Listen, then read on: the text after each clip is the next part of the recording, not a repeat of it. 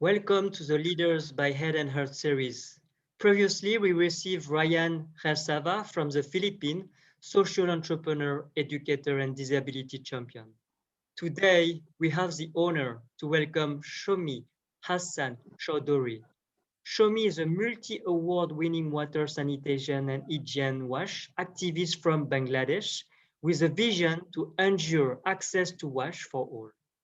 She has been recognized and active with various international platforms, including the Hult Prize Foundation and the Queen's Commonwealth Essay Competition. Over 70,000 people have been educated through Shomy's Wash talks over the past 7 years. She has worked extensively to teach all people, including those from vulnerable communities such as sex workers, underprivileged school children, and people with disabilities. In 2019, Shomy received the Princess Diana Legacy Award and has been recognized recently Forbes 30 Under 30 feature honoree. Welcome, Shomy, and thanks for being there. Thank you so much, Mr. Ravindra, for having me on your show. I really appreciate the invitation, and thank you for the very warm and kind introduction. Thank you.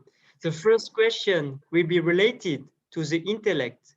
You co-founded Awareness 360, which is an award-winning global youth-led non-profit that empowers young people in 23 countries, championing the UN SDGs.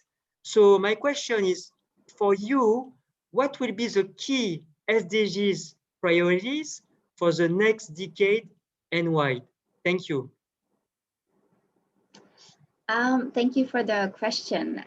Well, for me, the SDG priority, well, all SDGs are important first and foremost, and they're very much interlinked. But yes, of course, not all of us can focus on all of the SDGs. At Awareness 360, one of our focus areas is SDG 6, which is clean water and sanitation. And other than SDG 6, we also focus on SDG 3, which is good health and well-being, which are extremely, very intricately interconnected. But I guess today I will just focus on SDG 6, which is clean water and sanitation. And the reason why I want to focus on this issue, or Awareness 360 as an organization wants to focus on this SDG, is because worldwide we have seen a lack of prioritization when it comes to clean water and sanitation. And if you look into numbers, about 4.5 billion people, which is 60% of the world's population, do not have access to safely managed sanitation. And if we see the current level of investment in the wash sector globally, it's actually not sufficient. And if we really want to achieve the SDG 6 by 2030, our world leaders have to increase the investment level 3 times compared to what it is now in order to achieve the SDG 6 target, which is why we as an organization really want to focus on this. And also, given our last 7 years experience on the ground in the grassroots level, working with different kinds of communities, we have seen how much important it is for us to champion this cause, because we still, yes, we have made quite an impact, but we still have a long, long way to go, which is why this upcoming decade, we are very much motivated, and we think it is important that we focus on clean water and sanitation. Thanks, Shomy, for sharing the vision and mission of Awareness 360, as you said, leveraging and emphasizing the importance of water sanitization. My second question will be more related to your purpose in life and a message for the younger generation. As WASH activist, can you tell us more about your inspiration, current projects, and some highlights of the impact that has been made? Thank you. Thank you for the question again. So I actually derived my passion for water sanitation and hygiene through the most tragic event of my life. So in 2014, on 14th of April, which is the Bengali New Year's Day, unfortunately, my mother died from diarrhea. So it was 7 years ago, and she was sick for just one day. She went to work even the day before, and the next day she just passed away. So obviously it came as a huge shock. Like my entire family was devastated, obviously. And when you lose someone, it's obviously it's difficult. You know, any loss of that range is difficult. But when you know that you could have saved that person, and the disease that she died from, like diarrhea, it's a preventable disease, that is just unacceptable. So that is the kind of emotion that I was going through at the time. And when I got exposed to the statistic that she is, she's, yes, for me, she's my world, but she's actually, if you think of statistics wise, she was part of a huge staggering statistic. And she's just a very tiny part of that. Over 45,000 people in Bangladesh die from diarrhea every year. And that is when I found out. So diarrhea is really the symptom of the problem, right? And when I was digging deep, I found out about the water sanitation and hygiene crisis. And I also figured that it is not just a local issue or like a national issue, it is a global crisis.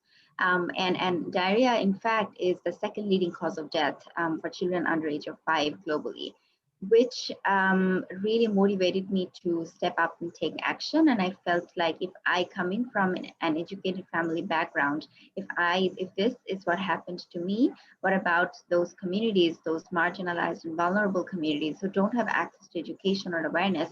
What about them? So that is really what motivated me to become a WASH activist.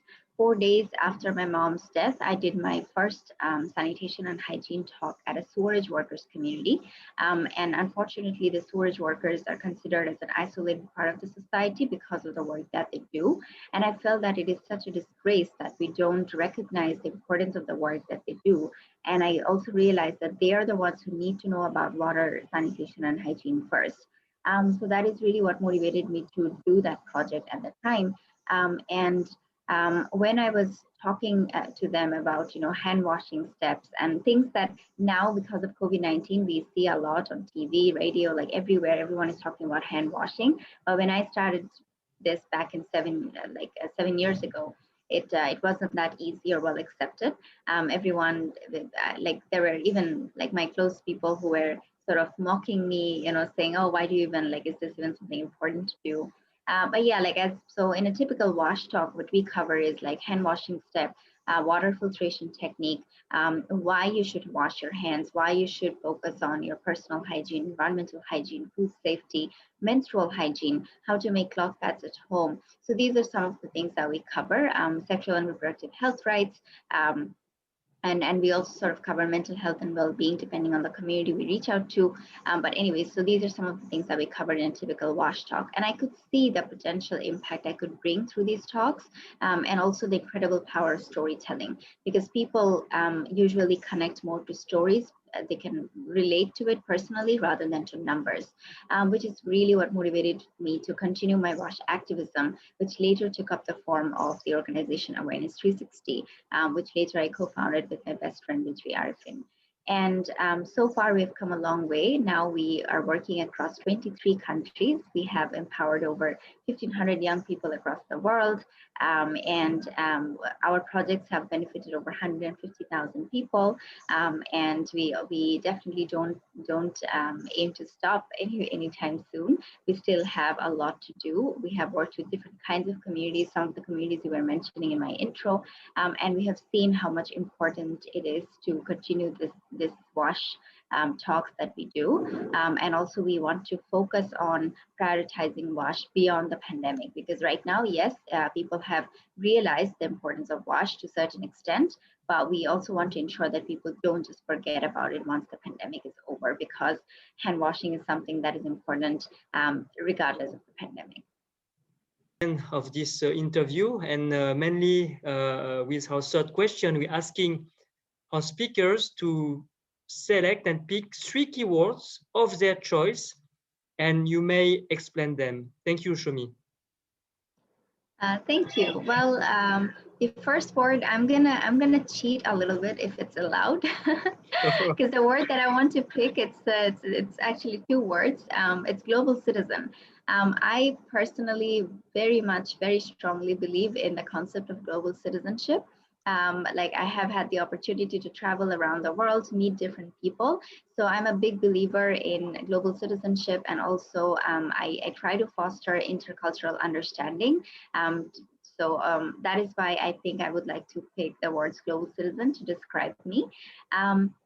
The second word would be empathetic, because that is something I have. This is a value that I have learned from my father since I was very young. I have learned to never discriminate or treat someone differently just because of based on like the way they might look, might sound, or their economic background or whatever that might be, but never to always treating everybody equally, and being empathetic about each other. And I think there is a clear lack of global solidarity these days.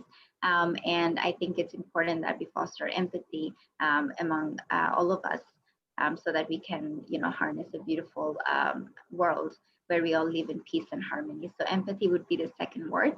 And the last word would be resilient, because resilience is something that we have seen in young people very evidently throughout this global pandemic. And also in my personal life, I have learned how to find power through adversity, how to bounce back from adversity. And it is also important, it is also possible to transform something tragic to something empowering, or something powerful, something beautiful. So I think that is something that I want people to remember me by, and I want to inspire more young people to not give up no matter what, and be more resilient. So those are the three words that I would like to pick for today. Thanks, Shomy, for sharing these significant keywords: global citizenship, empathetic, and resilience. I think that empathy and resilience, like you said, especially during that challenging time, will be really strength for us to have. And more than empathy, compassion also is something very needed during these days. Compassion with also what's happened right now in a different part of the world, especially in India, and also compassion to understand people who go through suffering and pain. So thanks again, Shomy, for your time, and I wish you a very nice day. Thank you for having me. It was great talking to you.